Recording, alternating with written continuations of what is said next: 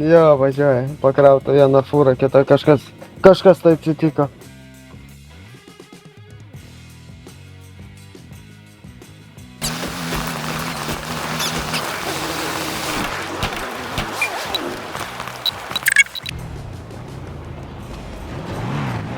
Tada galit paimti.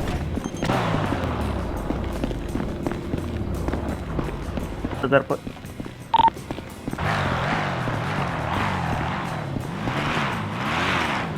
Žiūrint, matai, dabar apsižiūri, ko trūksta jai. Geros 4 valandas, jeigu dalių yra. Nėra vienos priekinės durelės, galinės ir kitos pusės galinės durelė irgi nėra. Nu, manau, kokią pusvalanduką mūsų laiko, tai manau, tikrai užtruks minimum. Nu, per valandą, manau, sutvarkysim. sugebės, čia geri mechanikai dirbo. Manau, kad yra tų vilčių, kad sutvarkytų visas mašinas.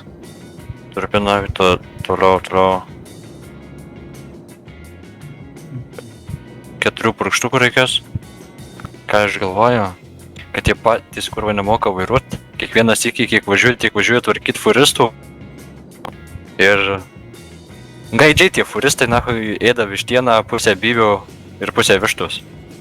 Kaip sakiau, galiniai važiuojantys grįžti, bagažinis ventis, dušais galinis, šalmai sulankstyti galiniai, tada nėra keturių durelių. Priekinį irgi biškį, tada radiatorių pakeist.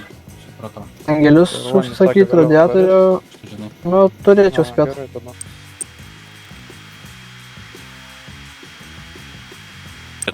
Ponas, kamera arčiau manęs. Bugatis protingai apgalvojęs. Bugatį galima ne tik eksploatuoti, galima įsikepti kepsniuką, šašlikiuką. Vienas įsėda užsikuria, va, kaip tik, žiūrėkit, iš apačios pasišildai kojas, o iš viršaus, iš būtent šitos vietos susidedi kepsniuką ir pasikepi. Sėskit, parodysim pavyzdį.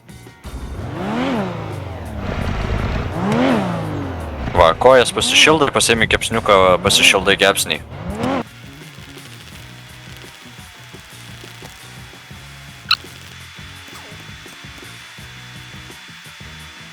Čia sudėjau priekinį bumperį, krautelės sutvarkiau, nes buvo įskilę.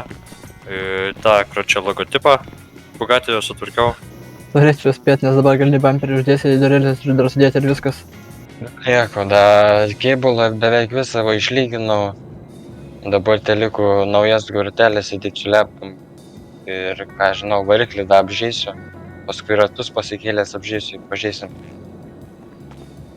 Life is life, na.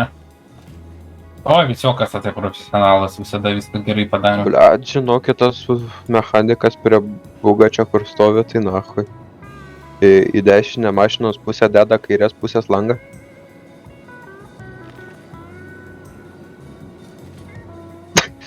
Mane čia nėra. Tu peklan. Patikrinsiu ratus, žodžiu, ar visi šarnyrai viskas.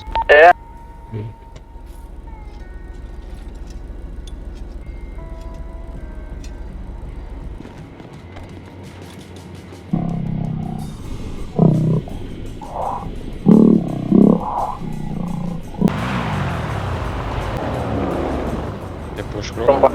Greitai grįš.